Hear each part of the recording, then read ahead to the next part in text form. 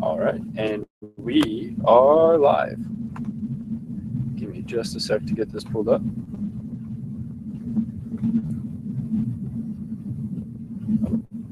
Should probably start from the beginning.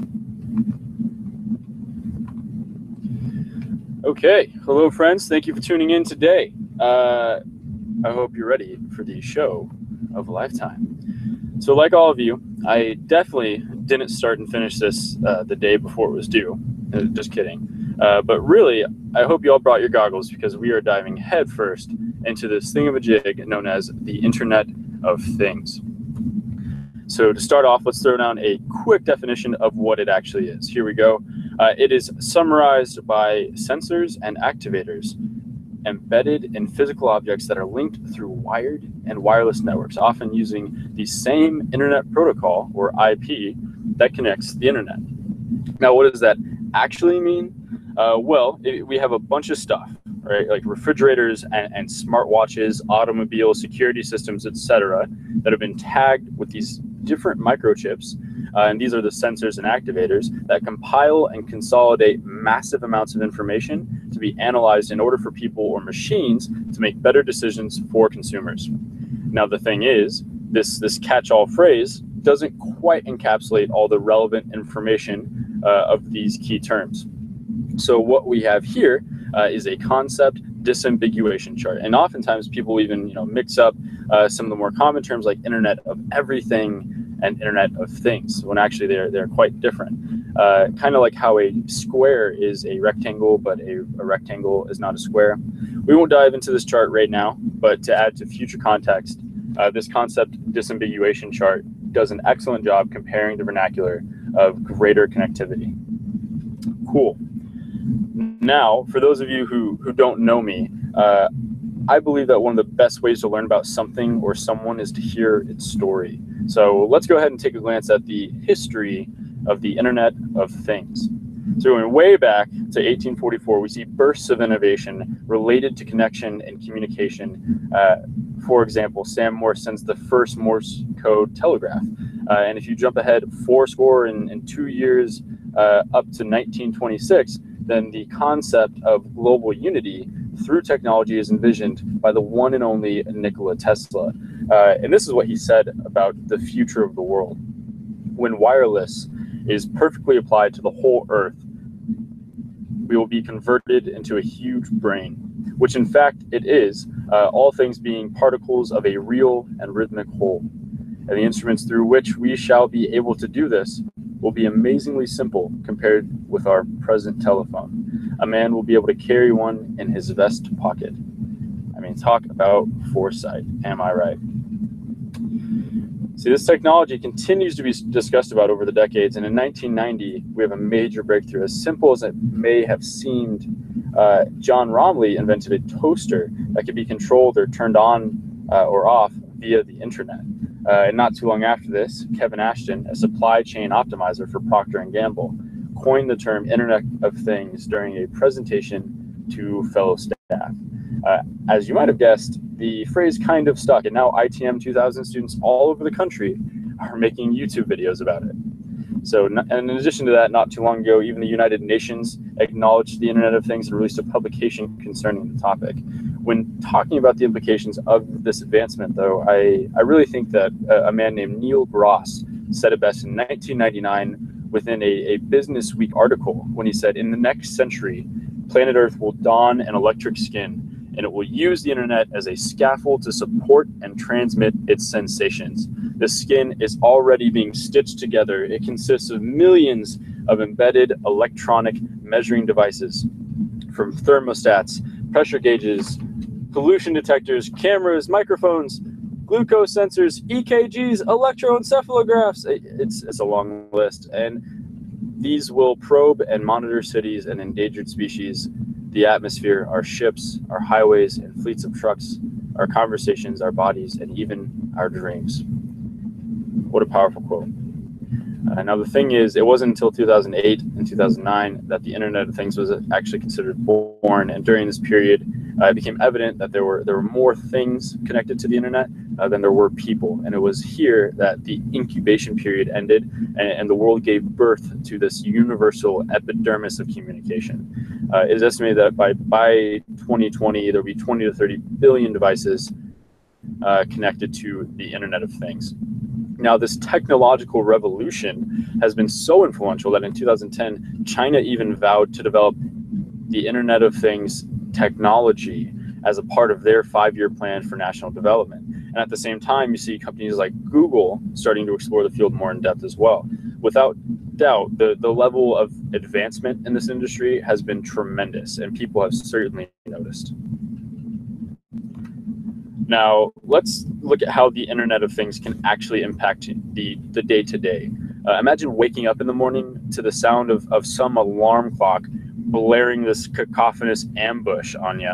And now normally you might get up and throw the darn thing out the window. But because of the Internet of Things, this alarm clock can actually help you. And it can do so by sending a signal to your coffee maker to start brewing a pot of your favorite blend or cup of joe.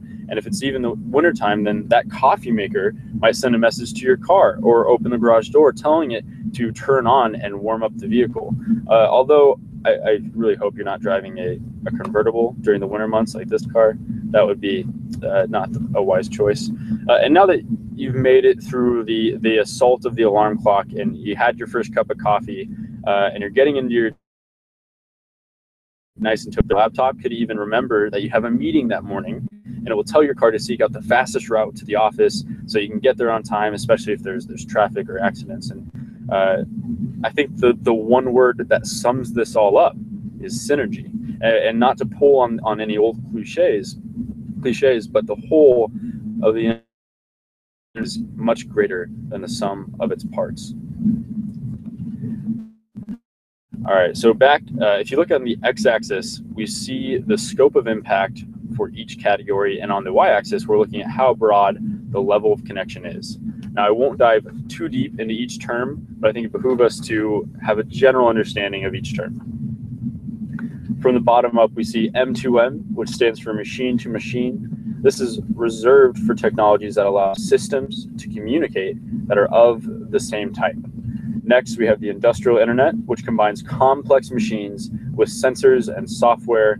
Leaning to the right of this graph just a tad, we see Industry 4.0, which champions the phrase beyond connectivity because it expands the idea of the industrial internet and hopes to computerize the manufacturing industry. Now, moving up the column, we have the show pony of the day, the Internet of Things, which has been defined previously. Next, we have the thin bar of the Web of Things, which describes software that can connect real-world objects to the World Wide Web. Next, we see the Internet, and then finally we have the Internet of Everything, the mothership of all this other stuff. Now, we could spend all day on each of these terms, but I think it'd be best if we go ahead and move on. So going through the pros of IoT technology or Internet of Things, obviously, here are some of the more blatant ones. You have automation, so the system that is a part of the Internet of Things or the Internet of Everything can run autonomously, and therefore you can spend your time doing other things that you enjoy. It's also much more efficient. You can save a ton of money with this stuff, especially because you cut down on labor costs a ton. Then communication obviously is a big one, and then instant data access, similar to how the cloud computing works. You just have much more at your disposal at all times. Then some of the cons, obviously privacy and security are a big one, just like with cloud computing. Then you have compatibility. Will your network be compatible with the larger, grander network, or are you going to have to change constantly, continue to update and spend money on the newest software? Complexity would be another issue. There'll be fewer jobs potentially as machines take over the workforce. Then some people just don't want to be dependent on technology their lives, and of course that's worth considering as well. So of course the question becomes, what does all this actually mean for the future? And well, the Symantec Corporation has already thought about that, and here's what they think is in store for the future of the Internet of Things. So this is estimated to become a multi-trillion-dollar industry, upwards of $8 or $9 trillion. And for context, that's about half of the U.S. nominal GDP, which is half of the production of all the United States. So it's massive. Second, hackers are going to continue to manipulate the Internet of Things network. Just like in October of last year, hackers were able to essentially shut down the web. If you haven't heard about that, go ahead and give it a Google. Cities can adopt to Internet of Things technology and implement smart cameras or other forms of sustainable technological advancements. Then machines can actually continue to collect data as they operate and learn without being programmed by people. So artificial intelligence exists as machines teach themselves. Then home routers are actually going to become more secure, and that the bad guys who are going to hack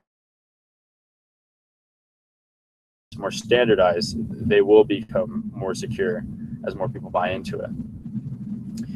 So of course that's all theoretical, but it does give us a glimpse into what might be the case for the future. And at the end of the day, I don't believe that it'll be long before we all become more familiar with the Internet of Things. So that's all I have for you today. Thank you for tuning in, and I am out.